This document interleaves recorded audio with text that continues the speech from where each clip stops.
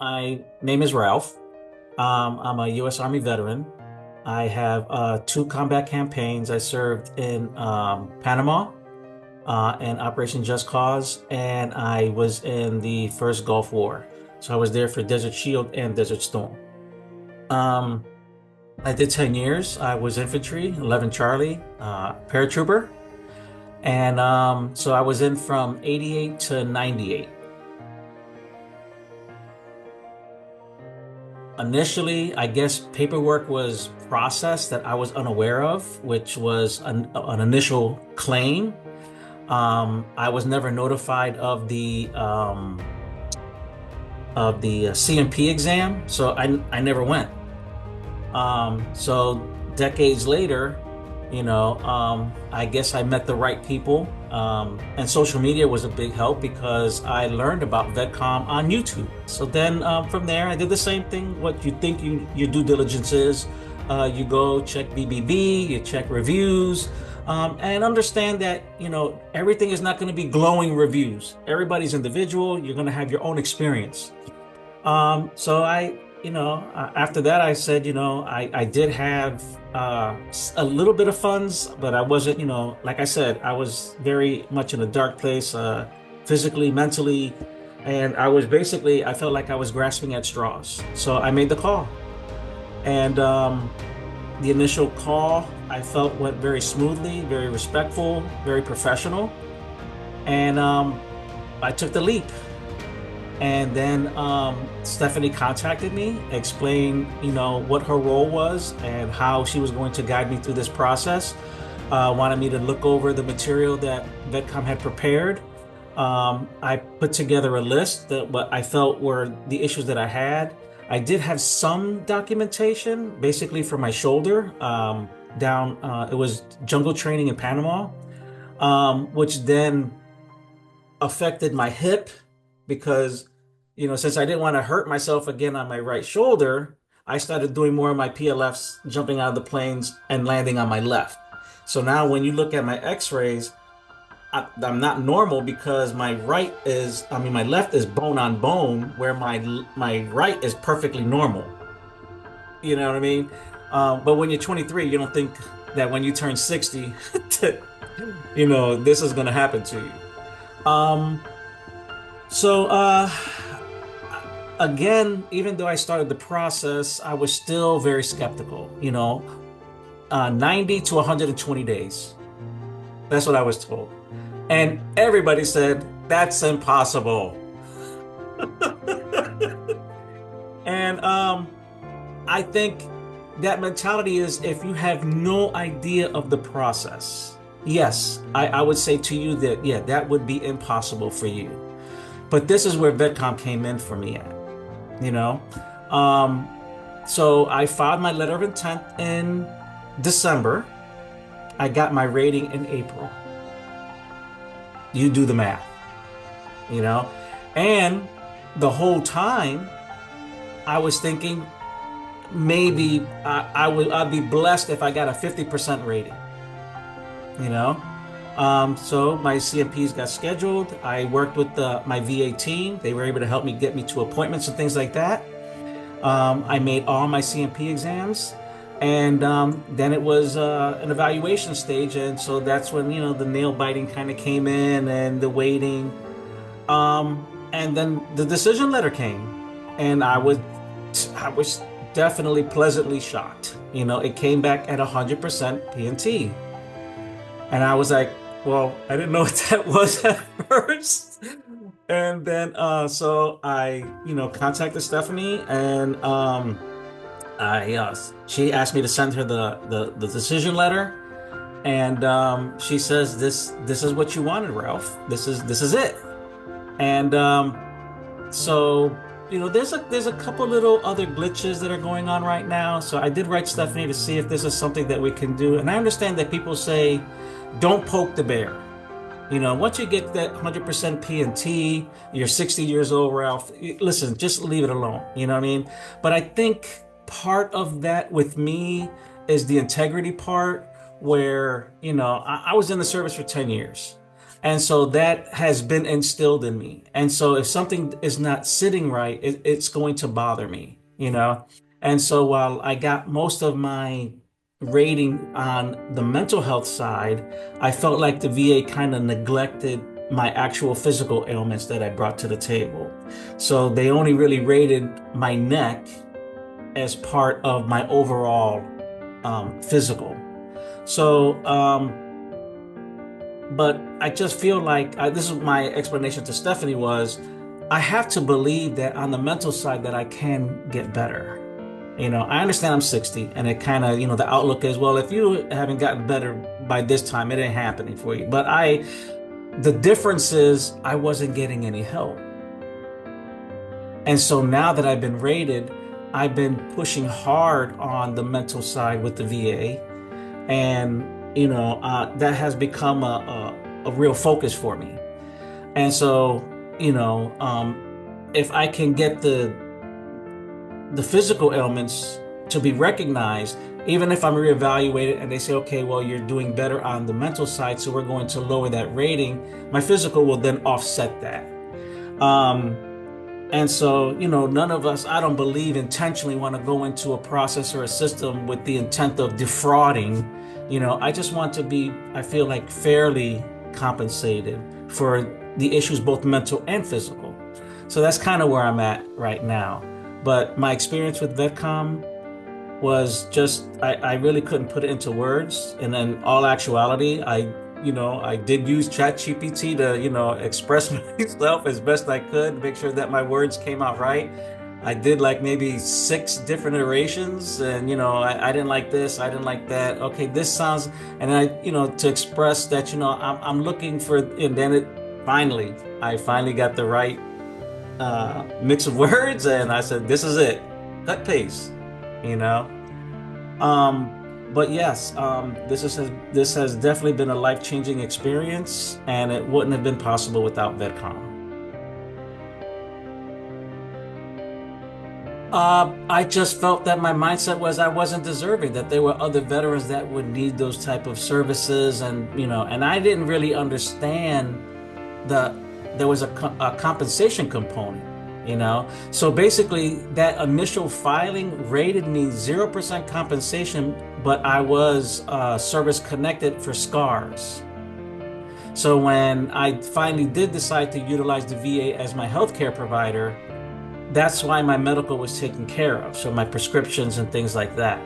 But there wasn't no vision, dental, it wasn't extensive or anything like that. And I was receiving no compensation.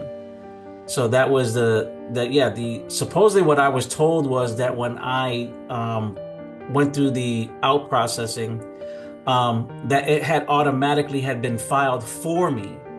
But like I said, I never knew about that until 2022, maybe. I got out in 1998, and that's when I spoke to a VSO. He came over. I was at a veteran transition center, so he came over and he said, "Yeah, this is what's going on, and this is what I found." And when I reviewed it, some things were legitimate, but some things I was like, "I don't know what that is," and I don't know what that is, and something about my eye, and there was some other things that or my wrist. I think that's what they said, my wrist. But I remember that I do have the scars from the accident, but that's on the back of my hand. It wasn't really my wrist. So I didn't understand. And I understood the scar because I got this right before I got out of the service. I was out on post and we flipped in a pickup truck 4 times. But, I had no idea about a CMP exam or what I was supposed to do or any of these things. So it just sat.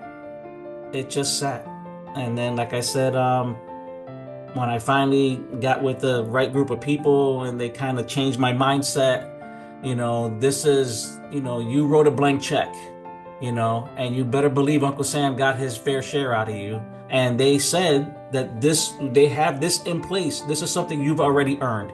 And once that mindset clicked in, that this wasn't some type of handout or charity, then I guess my defenses kind of came down a little bit. And that's when I started doing my exploring and researching and things like that. Actually, it started with the intake. Um, I felt like they tempered my expectations.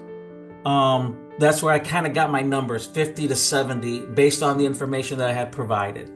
And they're saying, and at the time I was told it was on the low side, but they rather it, be higher than lower. You know what I mean? Because then that's when the disappointment will kick in and all this. So that's where my mindset came from, where I said, oh, all right, so 50%, you know what I mean? And I was like, well, anything over 30, I guess it'll be okay. And, I'll be able to get expanded medical and health and mental health care. So I was going to be completely okay with 50%. And then the second phase of that, once I made the initial phone call and we set up everything, then that's when I was introduced to Stephanie. So we had a couple video calls, made introductions and everything. And she provided me the information. So I went over it. We set up another video. And then I had a list, which then I wind up emailing her. And then we went over it. And then we filed our letter of intent like in December of 04, 2024. And then we went through the process, and then she showed me how to navigate the VA site, so I can check on it. Not I never even went to the VA side. I was always on the My Healthy Vet side. So she helped me navigate that, showed me where to look, and then that's where I could check on the status of the claim process. And of course, after that, I still was doing videos and looking at whatever, other people were talking about and doing. And so one of the things I picked up on was like either buddy letters or personal statements. And my ex-wife had, told me, she was happy that I was, finally getting some help. And, she told me a story that I had no idea. I guess this was maybe 6 months to a year after the Gulf War. I was experiencing nightmares and things like that, and I was getting physically violent. And she said I would be yelling at her, and I was hitting her, and I was like, "You're just now telling me this?" And so, understanding about the statements, I was like, well, can you write that down? Because in all actuality, I thought I was just dealing with other issues. I had no idea this was happening. You know what I mean? And she wrote it. We were able to upload it. Stephanie walked me through that. And, I think that may have bolstered some on the mental health side. But like overall, like I said, after that happened and we got everything uploaded, it was just, at that point, by the time I saw the letter and got the letter, I just said it was too good to be true. Then I started second guessing, like, well, how long has VetComm been around, and why didn't I make this phone call sooner? And I think a lot of vets get caught up on the money issue. I think that's it. But if I would have rather paid the $1,200 up front, because that would have saved me more money in the end. But because I was, given the numbers of 90 to 120 days, I figured that the 6-month plan would be a good deal, because then, I could, I made my initial payment of $350. And then, then I was kind of robbing Peter to pay Paul, pay this credit card, pay this one now, go ahead and give him a lump sum here. And then, then I got a couple deferments, and next thing I know, I got my 100% rating. And, now it didn't go as smoothly, not on the VetComm side. I have no complaints there. But on the VA side, they had confiscated my back pay. So they took over $10,000, or it was over somewhere it's 7 to 10, I forget. Because when I received an honorable discharge, but under parenthood, I became a single father of 3, and the Army couldn't accommodate that. So what they wound up doing was separating me, and I got separation pay. So here it is 30 years later, and now the VA is trying to recoup something that happened 10 over 30 years, almost 30 years ago. And my position is, well, wait a minute. I didn't want to leave. I didn't want to break my contract, but the Army couldn't accommodate me. So they separated me. And this was my compensation for the separation. Now you come back and you want to take it back because of this is something that's totally separate and different. So, I've been in contact with my VA team. I'm in touch with an attorney that's there. I have a meeting, bringing all my stuff. And then, we're going to try. I mean, I understood there's ways that they could have waived it. They could have done payment plans for it. There was other options instead of just taking it lump sum. And so that was, like I said, my only other hiccup that was in the process, but that had nothing to do with VetComm. Um, Based off my experience and dealing with VetComm, I would encourage them to, like I said, don't walk, run. Um, it's initially you're going to have these thoughts in your head, oh, it's a scam, it's a ripoff, they're just profiting off of veterans. That was not my experience. And I would encourage them to just take a leap of faith, make a phone call. That's all it's going to cost you, a phone call. And if you feel something is shady or shaky after that, well, then, that's going to be your experience. However, I felt like a lot of my questions were answered in the initial phone call.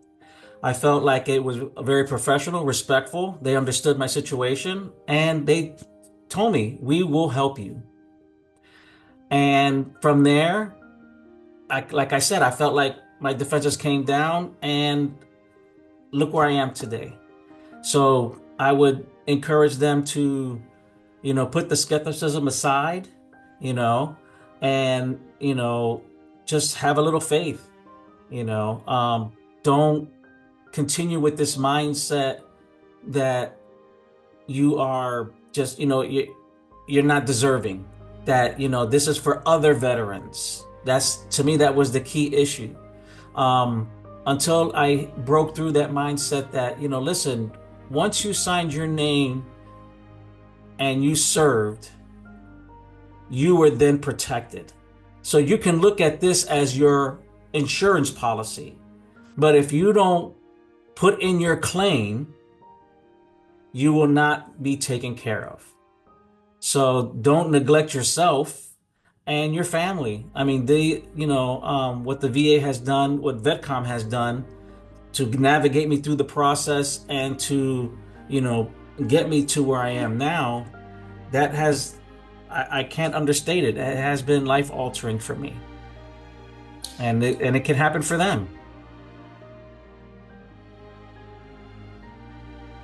There was sometimes like I was in my own head and like I put in the review, like it would be 3 a.m. and I would send her an email, and it wasn't like, hey, listen, I'm not working right now. Can you, do this during work hours or, what I mean?